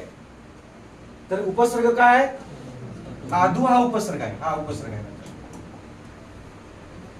आधुनिक, लक्षात आलं का. अधू हा उपसर्ग नाही आहे, त्यामुळं आ येते. पण इथं अधि, ध ला पहिली वेलांटी आहे. इथं उकाराचा बाप, उकाराचा आहे, इथं ई आहे. अधि अधि अधि अधि, मी अधि एक 4-5 वेळा लिहितो आणि मग पुढे आपण शब्द जोडूया. चला, उपसर्ग जोडा. अधिकार, अधिसत्ता, अधिमाया, आधी ते वेगळं, हे ध आहे. आदिशक्ती तू म्हणतेस ना, आदिशक्ती हे वेगळं, आदिशक्ती, अधिमाया ते वेगळं. अधिकारी, अधिकार, अधिकारी असं. अजून काय, अधिविशेषण, बरोबर आहे. अधिविशेषण, अधिविशेषण आणि विधिविशेषण नावाचे विशेषणाचे प्रकार आहेत 2. विशेषणाचे वर्गीकरण 2 प्रकारे होते. अधिविशेषण म्हणजे जे विशेषण नामाच्या आधी येते त्याला अधिविशेषण म्हणायचं, अधिविशेषण ते. अजून अधिकरण, बरोबर आहे का, अधिकरण बरोबर आहे. अधिकरण हा सप्तमीचा प्रत्यय हे आहे, कारकार्थ आहे. अधिकरण म्हणजे स्थळ काळ, समजलं का. म्हणजे हे शब्द बघा, त्यामुळे इथं अधिला अच येणार आणि पहिली वेलांटी येणार, आ येणार नाही. आधुनिक मध्ये तो आ येतो, लक्षात आलं का. हा उपसर्ग आहे, वाटल्याशी लिहून ठेवा. आधी हा उपसर्ग आहे म्हणून अ आणि ध पहिली वेळेला येणार आणि मग आपण पुढे तो शब्द घेऊया. झालं पुसू पुसू का? आता बघा आधी अधिक अयन तोंडी सांगा. बरोबर आहे. अयन म्हणजे जाणे, दक्षिणायन उत्तरायन आहे ना ते. अयन म्हणजे जाणे. बघा इथं अंतिम ध्वनी रस्वी आहे. पुढे कोण आहे बघा? अ आहे. ईची जागा कोण घेणार? य घेणार. य याला कोण पूर्ण करणार? अ पूर्ण करणार. म्हणजे कसं होणार? य पूर्ण होणार. झालं पूर्ण. य हल स्वरूप निघून गेलं. त्या दोघांमध्ये मिसळ एकमेकांत मिसळल्यामुळे अ निघून गेला, ध मधला इ निघून गेला, अ ध अर्ध पडलं आणि अधिकच्या पलीकडे य न. आता य कोणाला पूर्ण करणार? ध ला. अध्ययन. अध्ययन म्हणजे काय? शिकणे की शिकवणे? अध्ययन म्हणजे शिकणे. बरोबर आहे. अध्ययन म्हणजे शिकणे. आणि शिकविणेला काय म्हणणार? अध्यापन. बरोबर आहे. मग ते कसं येईल? त्याची फोड अध्यापनची फोड करा, वेगळे करा. उपसर्ग एक त्यातला घ्या. हे पुसू. हा अध्यापन. अध्ययनच्या विरुद्धार्थी शब्द अध्यापन. मग अध्यापनची फोड करा की एक उपसर्ग घ्या आधी. आयन अध्यापन आहे तिथं प येते. अध्ययन य न आलं. हा अधि अधिक आपण असं येणार बाळा. मोठा नाही येणार, नाही लहान नाही येणार. चला सोडवा. इथं अंतिम ध्वनी काय? रस्वई. पुढे आ कोणताही विजाती स्वर. ईची जागा कोण घेणार? य. याला कोण पूर्ण करणार? आ. म्हणजे काय झालं बघा? पूर्ण या झालं. झालं. आ निघून गेला, आधी मध्ये निघून गेला, अध अर्ध पडलं आणि पण राहिलेलं आहे पुढं. बरोबर आहे का? मग कसं होणार बघा? या जोडायचं आहे. अध्यापन असं होणार. अधि अधिक आपण अध्यापन. लक्षात ठेवा. आणि अधि अधिक अयन अध्ययन. अध्यापन म्हणजे शिकविणे. राहिलं लक्षात? अधि अधिक आपण अध्यापन. अधि अधिक अयन अध्ययन. राहिलं लक्षात? पुढं धेनू अधिक औदार्य. सोडवा. धेनू म्हणजे काय हो? बरोबर. औदार्य म्हणजे ते रमा अधिक औदार्य मध्ये घेतले की आपण. औदार्य म्हणजे दातृत्व किंवा उदारपणा. काय ते? दातृत्व किंवा उदारपणा. तुमच्या जवळ आहे की नाही? दातृत्व आहे की नाही? तुम्ही दान वगैरे देता की नाही? एखादा भिकारी आला तर लाथ मारता का त्याला? जे काय असं रुपये 2 रुपये असतं सुट्ट ते देताय किंवा नाही म्हणताय, माफ करा नाही म्हणता की नाही? म्हणता की नाही? तसं म्हणजे औदार्य म्हणजे दातृत्व किंवा उदारपणा. लक्षात ठेवा. दुकानात जायचं नाही, हे मिळत नाही. उधारी बंद आहे म्हणतात. अंतिम ध्वनी काय येणार?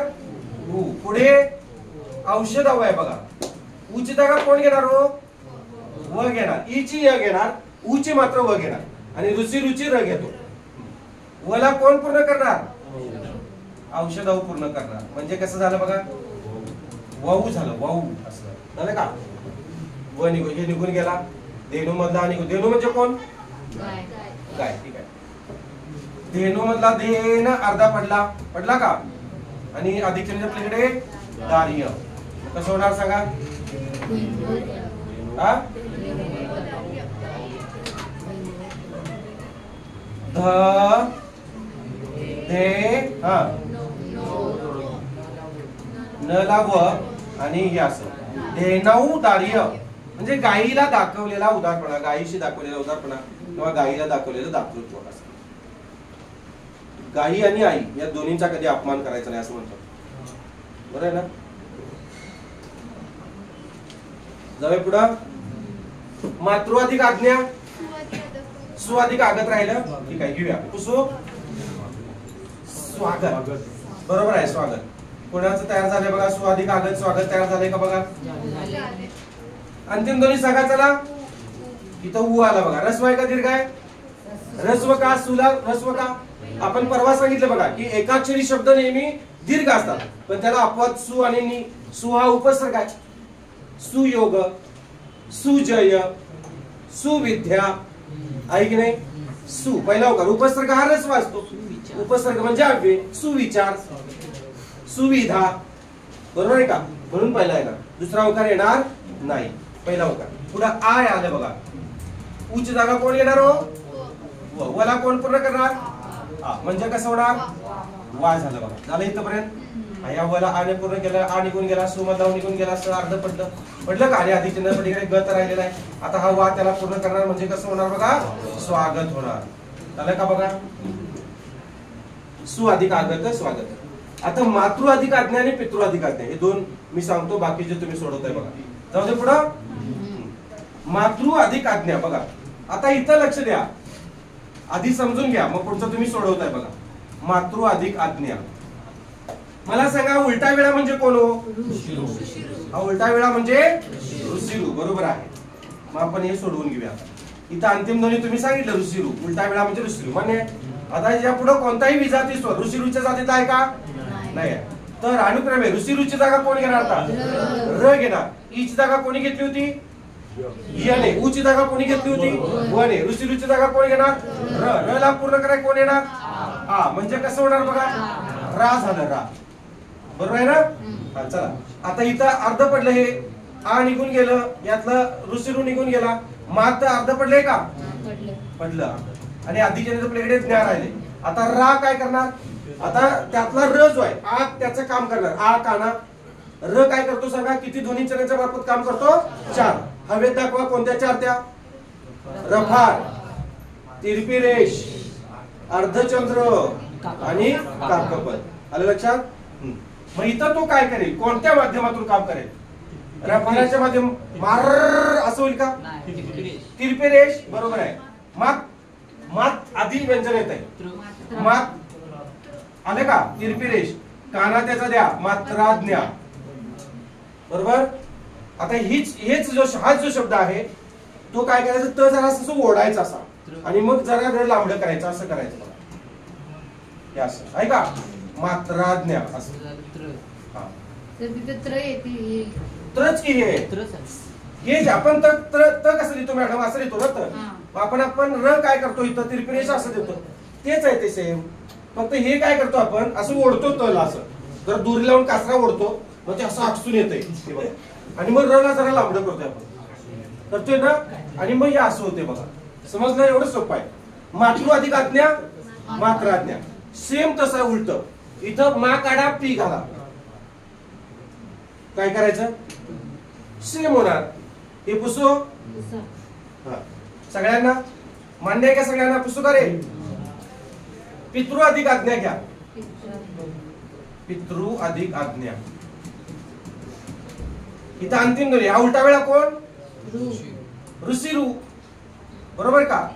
चला ऋषिरू. त्याच्या पुढे कोणताही विजाती स्वर आ आलेला आहे बघा. ऋषिरूची जागा कोण घेणार? र घेणार. र ला पूर्ण करायला जाणार आ. पूर्ण रा झाला बघा. इथपर्यंत समजलं? आ निघून गेलेला आहे, ऋषिरू निघून गेला, म्हणजे पीत अर्ध पडलं बघा. पडलं का पीत अर्ध? आता रा कुणाला पूर्ण करणार? तला. म्हणजे पित्राज्ञा असं होणार. आणि आपण कसं लिहितो? तला जराच ओढतो. म्हणजे कसं ओढतो? असं. बरोबर का?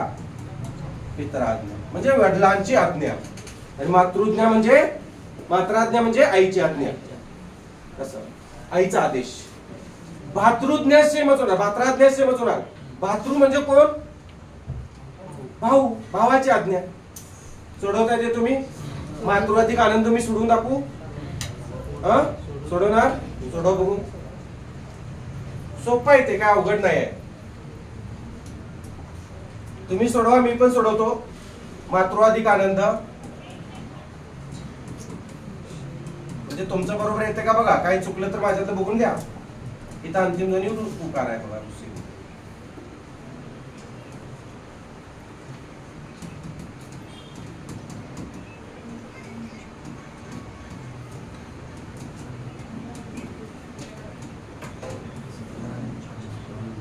बघा मातृ उ आहे, ऋषिरू आहे, पुढे आ कोणताही विजाती स्वर आहे. ऋषिरूची जागा र घेणार. र ला आ पूर्ण केल्यावर रा झालं बघा. बरं आहे का? मातृ अधिक आनंद सोडून दाखवतोय. मातृ अधिक आज्ञा तुमचं तुम्ही सोडवा. हा ऋषीरू निघून गेला, मात अर्ध पडलं आणि आदित्यनाथच्या पलीकडे नंद राहिलेला आहे बघा, बरोबर का? आता कसं होणार, तला रा पूर्ण करणार म्हणजे कसं होणार, येतं र असं तिरप्या रेषेतून येणार, मात्रा नंद असं होणार. म्हणजे आईला झालेला आनंद, मात्रा नंद असं. पितृआधिक अर्थ सोडवायला येईल, तोंडी सांगा काय होईल पितृआधिक अर्थ? पितृत्र पित्रार्थ अर्थ कुठला आला, आ कुठला आहे राहायचं बाळा, असं का करतोस? पित्राज्ञा नाही, अर्थ सांगितलं रे, ते पुढचं सांगाले बाळा मी, पितृ अधिक अर्थ म्हणाले मी. पित्यर्थ पित्यर्थ असं असं तसं नाही, पण प्रित्यर्थ असा शब्द नाहीच आहे ना. प्रित्यर्थ आपण असा घेतला होता ना शब्द, प्रीती अधिक अर्थ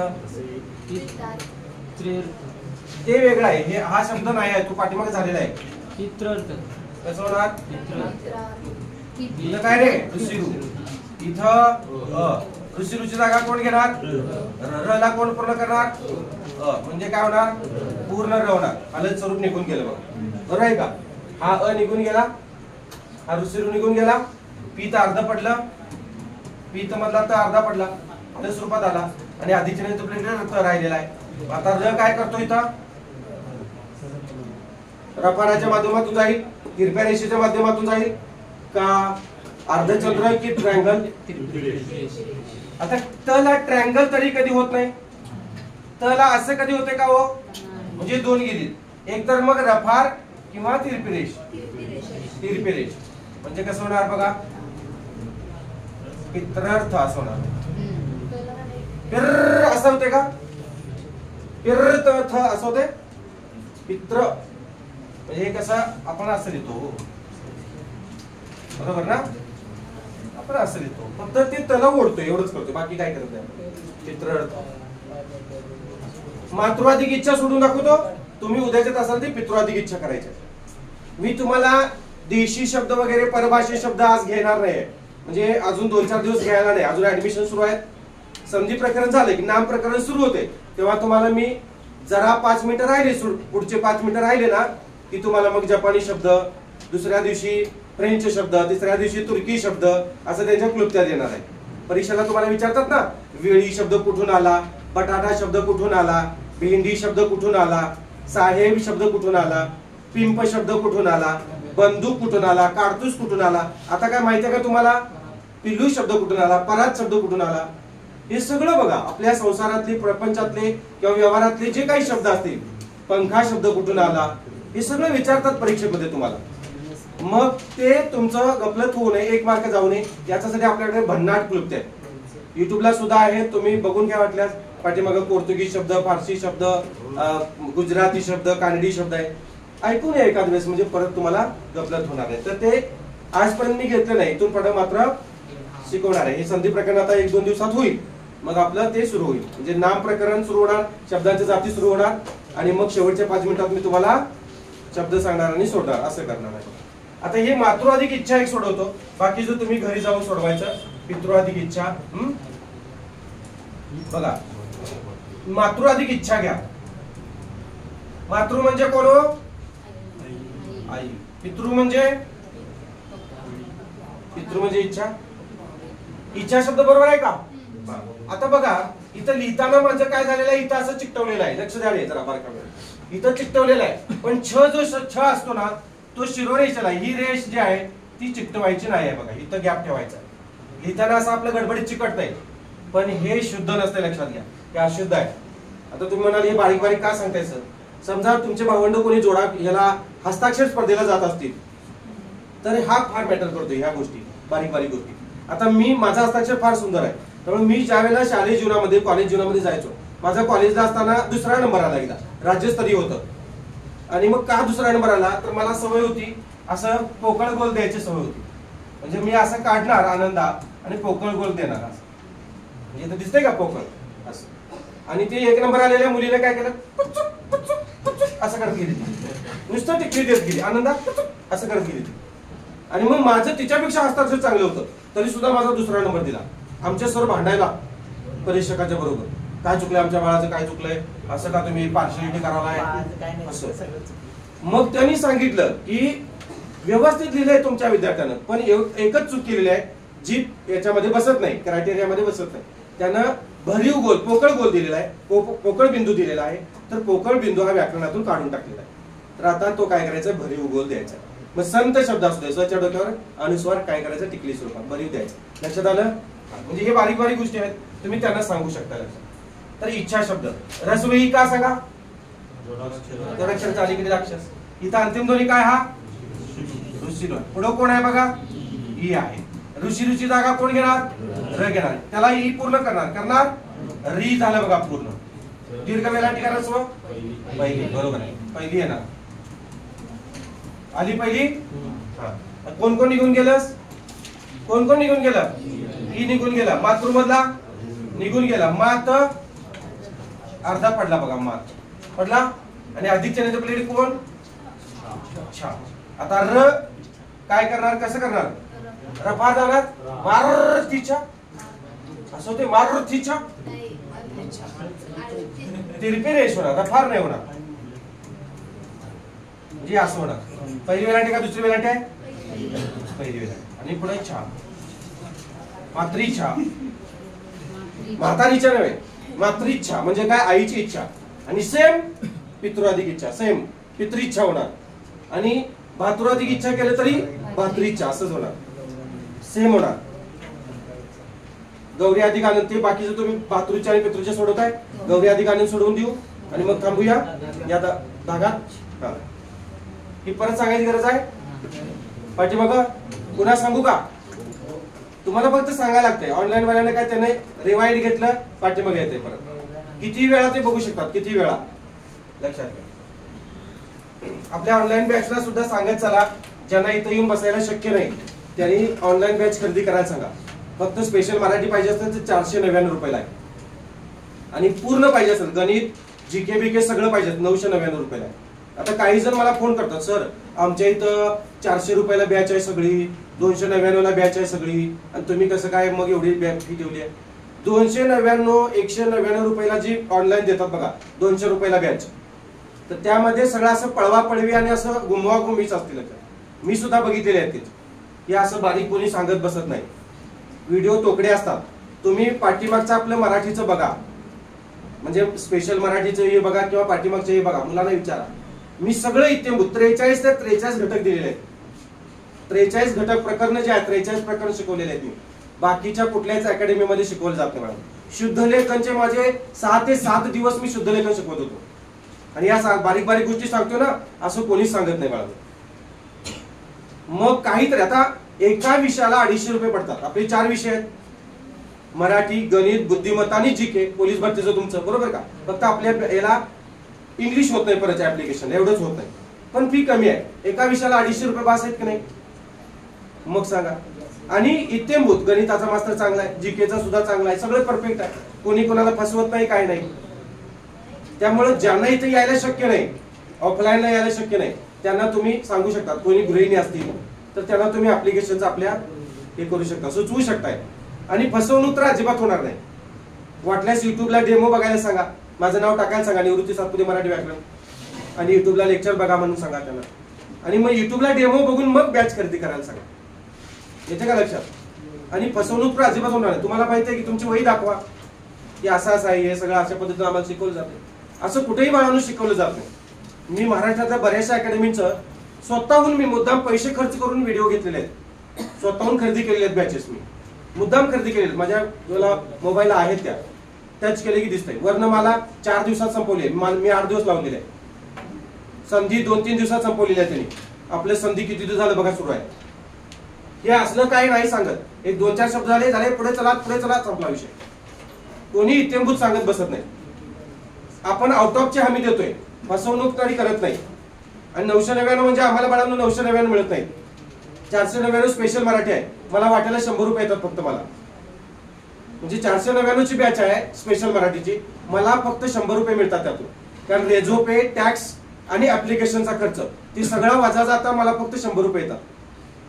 बाकीच्यांना काय वाटतंय मग 200 रुपये ठेवली तर माझ्या वाट्याला काय येणार? काहीच नाही येणार. येतात तुम्हाला माहिती आहे, आता टॅक्स वाढवलेले आहेत, रेझोपे वाढवलेले आहेत, ऍप्लिकेशनचा खर्च भरपूर आहे. आता 999 ची आपली बॅच आहे. ती 999च्या बॅच मध्ये 4 शिक्षक आहेत. गणित आणि बुद्धिमत्तेचा एक, पण त्याचं 2 वाटा आलं ना, माझा एक आणि सरांचा जीकेचा एक. मग 999 मध्ये माझ्या वाट्याला फक्त 200 रुपये येतात. म्हणजे मला सांगा, मराठीच्या वाट्याला सरांच्या वाट्याला 200 गेले, त्यांच्या वाट्याला 200 गेले, राहिलं काय? येते का बघा लक्षात? त्यामुळं फी जास्त आहे म्हणून नव्हे, आमच्याकडे काहीतरी आहे क्वालिटी म्हणून. नाहीतर तुम्ही बाकीचे पुण्यामध्ये बघा, मराठी व्याकरणाची फी, मराठी व्याकरणाची बाळा तुम्हाला दाखवतो, ग्रुपला टाकेन मी. मराठी व्याकरणाची 399 रुपये, 450 रुपये ऑनलाईनची फी आहे. 450 रुपये एक नुसत्या मराठी व्याकरणाची. 4,500 रुपये, 450 म्हटले मी, 4,500 रुपये आहे. 3,000 रुपये आहे फक्त. आणि मी 499 ठेवल्या, तरी सुद्धा म्हणता एवढी फी ठेवली हो सर. आणि काही जण फोन करतात, सर तेवढं कन्सिजन करून जरा हे करा की जरा. माझ्या हातात असतं तरी केलं नसतं का? तसं होतच नाही होते. ऍप्लिकेशन वाल्याने ते सगळं ठरवूनच तुम्हाला आम्हाला सांगितलेलं असतं, हे इतकी रक्कम ठेवा म्हणून. नाहीतर तुम्हाला काय परवडणार आहे मग?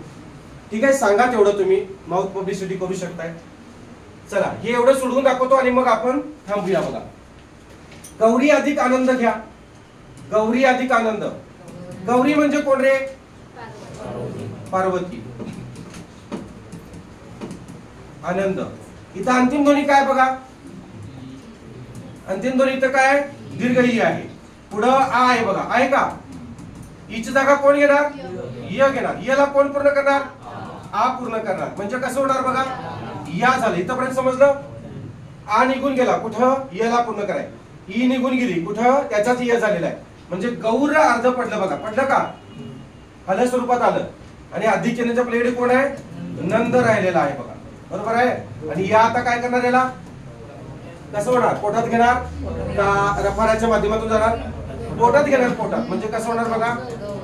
गौऱ्या नंद. म्हणजे काय रे? गौऱ्यानंद म्हणजे काय? थोडक्यात पत्नीला झालेला आनंद. गौरी म्हणजे माता पार्वती, पार्वतीला झालेला आनंद, थोडक्यात पत्नीला झालेला आनंद असा त्याचा अर्थ. शब्दशः अर्थ गौरीला झालेला आनंद आणि त्याच्याशी निगडीत अर्थ पत्नीला झालेला आनंद. समजलं? थांबूया आपण. आता पुढे बघा, हे आहे मी तुम्हाला पुढच्या याला समजावून सांगेन, जे संप्रसारण म्हणतात, काय म्हणतात त्याला ते. ठीक आहे? आजच्या भागामध्ये आपण इथं थांबूया. सर्वांचे मनपूर्वक आभार.